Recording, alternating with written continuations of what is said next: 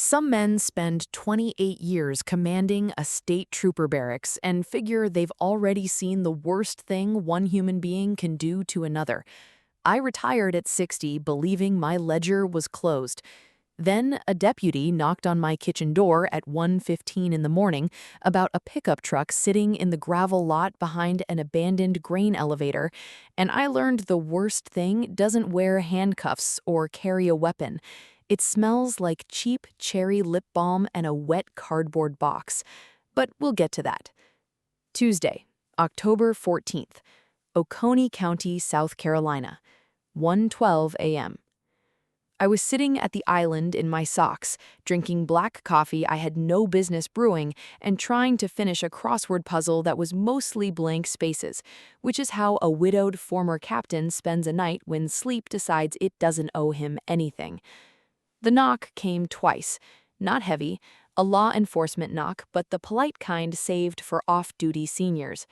When I opened the door, Deputy Miller was standing on the porch under the yellow bug light. He was 26, had 3 years on the road, and looked like he'd just swallowed glass. "Captain," he said. He still called me Captain, though I'd been out of uniform for 3 years. "I'm sorry to drag you out. I know it's late." "What is it, Ben?" "We got a call from the night watchman at the old county elevator off Highway 11. Said a 2018 Ford Explorer pulled in around 8 p.m., sat with the lights off, then drove away at midnight. He took off his hat, wiped his forehead with the back of his sleeve, and put it back on. They left a plastic storage bin behind the dumpster. Captain, there's an 8-year-old girl sitting inside it." My hand tightened on the brass door handle until the iron latch bit into my palm. "Who's on the call?" "Just me so far. She won't come out. She won't talk to me, she won't take a blanket, and she won't open the lid more than an inch, but she asked for you by name." I didn't ask how she knew my name. I didn't grab a coat. I grabbed my keys, stepped past him onto the wet gravel driveway, and said, "4 minutes, follow my taillights." The grain elevator was a rusted, 6-story shadow against a sky that smelled like incoming rain. The security light over the loading dock flickered with a high, thin hum. Behind the green industrial dumpster, resting in the weeds, was a gray 50-gallon tote with yellow handles. The lid was propped open 3 inches by a pair of pink plastic sneakers. I dropped down onto one knee in the wet clover. My 63-year-old joints cracked, but I didn't care. "Maddie?" I said, keeping my voice down in the register I used when I had to talk people off bridge ledges. "It's Captain Vance, your Grandy's friend." The lid moved 2 inches. A small, pale face appeared in the gap. Her hair was tangled, stuck to her cheeks with dried salt, and she was clutching a worn-out plush dog so tightly its seams were stretching. "Are they gone?" she whispered. "They're gone, honey. It's just me and Deputy Miller. My mom said if I got out before 2 a.m., the monsters in the dark would take me." She swallowed, her little throat making a clicking sound. "She said I had to wait for the man with the silver hair." I had silver hair. I'd known her mother, my niece Chloe, since the day she was born. "I'm right here. Nobody's taking you anywhere except to my house for hot chocolate." She didn't cry. That was the part that made my stomach turn into a tight, hard knot. She was too quiet. Kids who have been taken care of cry when they're scared. Kids who are used to being an inconvenience learn to make themselves invisible. She slid out of that bin like a shadow, all 45 pounds of her, and wrapped her arms around my neck. Her hands were ice. Deputy Miller stood 3 feet back, his flashlight pointed at the ground, looking away so we could have the moment. "Ben," I said over her shoulder, "did you look in the bin?" He nodded once, grim-faced. "There's a backpack, a box of Pop-Tarts, and a note." "Read me the note." Miller pulled a slip of lined notebook paper out of his pocket, unfolded it carefully, and read by the beam of his flash. "Marcus and I are starting fresh in Arizona. She's too much trigger for his PTSD, and we can't afford 3 tickets anyway. Uncle Jim, you've got the big house and no line on your hands anymore. Don't look for us." I held that child against my chest and looked at the black tree line across the highway. 28 years on the force taught me that anger is a fire that burns up the house it's built in. You don't use anger, you use protocol, you use evidence. You build a wall so thick and so legal that nobody, not even the people who birthed a child, can ever break it down again. Then, I said, my voice as flat as a morgue slab, I want you to call dispatch. Tell them to issue a felony attempt to locate on that Ford Explorer, Interstate 40 westbound. Then I want you to call District Attorney Callahan on his home phone. Miller blinked. Call the DA at 1:30 in the morning? Tell James Vance has an abandoned minor, a signed confession of desertion, and a 6-hour head start he intends to close by sunrise. I opened my truck door and set Maddie on the bench seat, wrapping my heavy fleece jacket around her shoulders. And Ben? Sir? Tell Callahan to bring his seal. We aren't just filing a report, we're taking her home. By 3:45 a.m., District Attorney Thomas Callahan was sitting at my oak kitchen table with his tie undone, nursing a mug of black coffee while the rain finally broke over Oconee County. Tom had been the lead prosecutor in this circuit for 21 years. He was a silver-haired, heavy-set man who didn't raise his voice unless a jury gave him a reason to, but when he read Chloe's note, the skin around his knuckles turned paper white. "It's clean, Jim," Tom said quietly, setting his wire-rimmed glasses on the table. "You've got desertion, child endangerment, and a clear written intent to surrender parental obligations under reckless conditions. But if we handle this through standard Department of Social Services channels, Maddie goes into emergency foster placement until a judge convenes at 9 a.m. Monday." "She's not going into a system house, Tom," I said, setting down a bowl of warm oatmeal Maddie had barely touched before falling fast asleep on the sofa, still wrapped in my fleece coat. "Not for 3 days, not for 3 minutes. "I know," Tom replied, pulling a yellow legal pad toward him, "which is why we're doing an emergency ex parte filing for temporary protective custody. I called Family Court Judge Evelyn Vance, no relation to you, but she knows your record. She's signing the emergency order at her house right now. You're her legal custodian as of 4:15 this morning." I didn't waste time celebrating. 28 years as a trooper taught me that winning the initial order is just securing the perimeter. You still have to build the fortress. While Maddie slept, I went to my den and pulled out a fresh leather binder. I logged every single fact with the precise, unemotional discipline of an accident reconstruction report. 01:15 a.m., Deputy Miller arrival at my residence. 0:28 a.m., on-scene identification of minor child Madeline Maddie Vance, age 8, in yellow-handled tote, location behind county elevator dumpster. 0:31 a.m., physical evidence secured, note signed by Chloe Vance, blue child's backpack, pink plastic sneakers. 02:10 a.m., photo evidence captured, social media check on Chloe Vance's public profile, posted 11:40 p.m. from a rest stop near Atlanta, a photo of her new husband Marcus smiling in the driver's seat of the Ford Explorer with the caption, "Fresh air, fresh start, just the two of us heading west. Bye, Carolina." I screenshotted the post, printed 2 copies, and filed them under Document C. 2 people celebrating a cross-country road trip while their 8-year-old child sat in the dark behind a dumpster 200 miles behind them. At 7 a.m., I called my former lead investigator, Sarah Lynn, who had left the state police to launch a private family law practice in Columbia. "Jim," Sarah said, her voice sharp and alert the moment she heard my voice, "Tom Callahan sent me the preliminary sheet. Tell me what you need." "An irrevocable trust for the house and my pension assets, Sarah," I said, staring out the window at the rain dripping off the porch eaves. "I want her named as sole beneficiary, with a corporate trustee handling disbursements after I'm gone.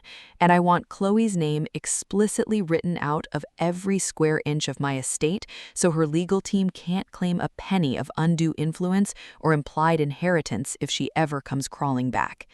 "Done," Sarah said. "And what about Chloe and Marcus?" An interstate felony warrant was entered into NCIC at 5 a.m. for felony child abandonment and criminal neglect, I replied. They're heading toward the Alabama line on I-20. State Patrol in Georgia has already been flagged. I hung up, walked into the living room, and sat on the carpet beside the sofa. Maddie's eyes fluttered open. She looked at the ceiling, then at the oak walls, and finally at me. "Grandy Jim?" she whispered. "Right here, honey." "Are we going to court?" "No, sweet pea," I said, reaching over to smooth down her hair. "We're going to blue sky country. Ever been to Blue Ridge, Georgia?" She shook her head slowly. "There's a train that runs right through the mountains and an apple orchard where you can pick fried pies straight out of the oven. We're taking a drive." She didn't ask about her mother. She didn't ask about Marcus. She just reached out, took my thumb in her little cold fist, and murmured, "Can we leave before the rain stops?" "We're rolling out right now," I told her. We crossed into northern Georgia just as the morning light cut through the fog over the Blue Ridge Parkway. Maddie sat in the passenger seat of my truck with her map of the Southeast spread across her knees. Every 10 miles, she'd ask me to point out where we were, pressing a green highlighter onto the paper until a thick, bright trail linked Oconee County to the mountain ridges ahead. She didn't mention her mother once during that drive, but at 10:45 a.m., while we were sitting at a small diner outside Elijah waiting on a plate of pecan pancakes, my phone vibrated on the laminate table. Private number. I picked it up, set it to speaker, and laid it flat between our water glasses. "Vance?" I said. "Jim?" Chloe's voice was high, frantic, and echoing with the acoustic slap of a highway gas station restroom. "Jim, what did you do? Why are Georgia state troopers sitting behind our truck at a rest stop in Douglasville?" I looked across the table. Maddie had her fork halfway to her mouth, her little eyes widening as she recognized her mother's voice. I leaned forward, keeping my posture relaxed, my tone steady as marble. "They aren't just sitting behind you, Chloe. They're waiting for Alabama State Patrol to coordinate the extradition transport back to South Carolina." "Extradition?" Marcus's voice cut in from the background, sharp and furious. "Are you out of your mind, old man? We left her in a secure spot. We wrote you a note. She's your family." "Marcus," I said, and even over a cellular connection, the weight of 28 years in a badge settled into the line. "You are talking on an open channel that Georgia State Patrol is currently recording under a Class B felony warrant for child abandonment. If I were you, I'd put your hands on your steering wheel and save your breath for the public defender." "Jim, please," Chloe sobbed. "We just couldn't do it anymore. Marcus has bad days and Maddie was always crying, always asking for her dad, always needing things we couldn't buy. We were going to call you from Texas once we settled." "You put an 8-year-old child in a plastic bin behind a dumpster at midnight in 50-degree weather, Chloe," I said, cold and measured. "You didn't leave her with family. You threw her away like trash and posted a photo of your fresh start 4 hours later. You signed away your rights on lined notebook paper, and District Attorney Callahan filed that paper at 4 this morning." Silence hit the line, heavy, suffocating, and absolute. "Is she—" Chloe swallowed, her voice cracking into tiny pieces. "Is she right there?" I looked at Maddie. She set her fork down cleanly on her plate, reached over and pulled the phone closer to her. She didn't cry. She didn't yell. "Mom?" Maddie said into the mic. "Maddie, baby, I'm so sorry. Grandy Jim got me fried apple pies, and we're going to ride the mountain train now. Don't come back." She reached out with one tiny finger and tapped the red end call button on the screen. The diner quieted back down to the hum of the refrigerator and the sizzle of bacon on the flat top. Deputy Miller called 3 minutes later to confirm that Georgia troopers had taken both Chloe and Marcus into custody without incident at the I-20 rest area. They wouldn't be seeing Arizona. They'd be seeing a family court judge in Walhalla, followed by a long stretch of state supervision and mandatory restitution that would follow them for the rest of their lives. That afternoon, we sat in an open-air car on the Blue Ridge Scenic Railway as it wound along the Toccoa River. The air smelled like crushed pine needles, damp earth, and cold river water. Maddie leaned against the wooden railing with my heavy fleece coat wrapped around her twice, watching the water churn over the gray river rocks below. She pulled her green highlighter out of her pocket, unspooled her road map, and carefully drew a neat green line over the state of Georgia. "Grandy?" she asked, looking up through her dark bangs. "Yeah, Sweet Pea? How many states are there?" 50, I said, settling into the bench beside her. She looked at her map, then at the bright green line running from South Carolina into Georgia, and finally up at me with the first real, full smile I'd seen on her face since I opened that plastic bin in the dark. "Okay," she said, softly, tucking the highlighter into her pocket. "We've got 48 left to go." "Then we'd better make sure the truck's got gas," I told her, and for the first time in 3 years, I felt the cold leave my hands. That evening, after we checked into a timber lodge overlooking the river, I sat out on the porch while Maddie slept peacefully inside, her hands still curled around her map. The night air was cold, but for the first time in years, it didn't feel bitter. Some people will tell you that family is an unbreakable bond of blood, that no matter what someone does to you, they're still your mother, your father, your child. But after 28 years wearing a badge and one long night under a security light, I know the truth. Blood only makes you related. Love, loyalty, and showing up when the cold comes out of the ground, that's what makes you family. Chloe made her choice on a dark gravel road, and I made mine under a judge's seal. I couldn't fix what was broken in my niece, and I couldn't give Maddie back the mother she deserved. But as long as there's air in my lungs and gas in my truck, that little girl will never again sit in the dark wondering if anybody is coming for her. If a story like this meant something to you, hit that like button and subscribe. It costs you nothing and helps these stories reach the folks who need to hear them. Drop a comment below and let me know where you're listening from. And tell me honestly, what would you have done if you got that call at midnight? I read every single one. Thank you for sitting with me, and I'll see you on the next one.